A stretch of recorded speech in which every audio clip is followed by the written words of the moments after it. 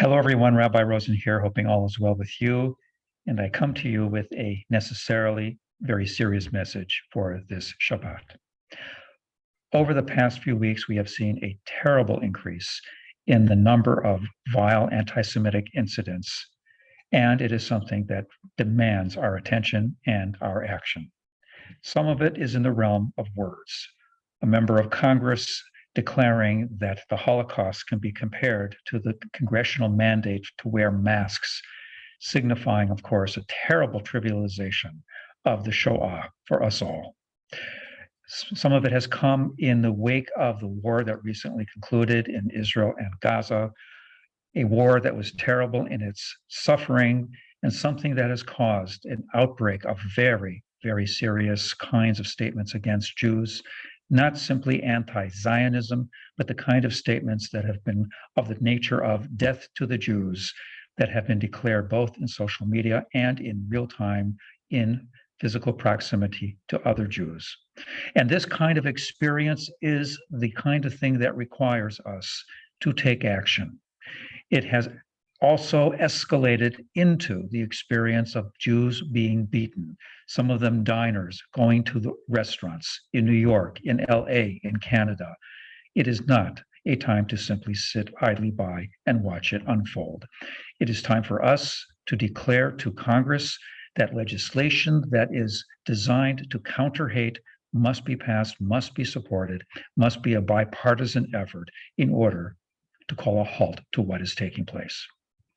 And at the same time, it calls upon us to do something that every instance of anti-Semitism requires us to do, to stand proudly as Jews, to declare we will not stop being who we are, though there are those who would like to do nothing more than to pour hate upon our community. I want to close with a story because I've always found it to be very moving. In 1903, there was a terrible pogrom that took place in the Russian city of Kishinev. 49 Jews were killed. Around that same time, the Zionist Congress was meeting, and because of that kind of suffering and similar incidents, there were those who proposed that a new Jewish homeland, there was no state of Israel at this time, a new Jewish homeland be established in Eastern Africa, in Uganda. When it came time for a vote at the Sixth Zionist Congress, everyone waited with bated breath to see what would the representatives of Kishinev say about this. And to the surprise of many, they said, no, there should not be a Jewish state in Uganda. And when asked why, they said very simply, because it is only in the land of Israel that we have our history, our memories, our values. That's where we come from, not Uganda. That's where a Jewish state must ultimately come about.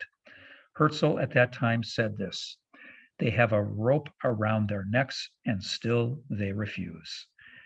It was at that point that he realized that a Jewish state was not simply about saving Jews, but to reestablish a Jewish spirit, a Jewish sense of solidarity, a Jewish sense of mission. And so ultimately, it would be the land of Israel. In this week's portion, we read B'ha'alotcha, when Aaron and the Kohanim are to kindle the lights in the sanctuary. It really says to elevate the lights. Time and time again, we have been victorious in the long run because we have elevated the lights of our optimism, of our hope, of our tenacity as a Jewish community. And this is such a time once again. Wishing everybody well, and Shabbat Shalom.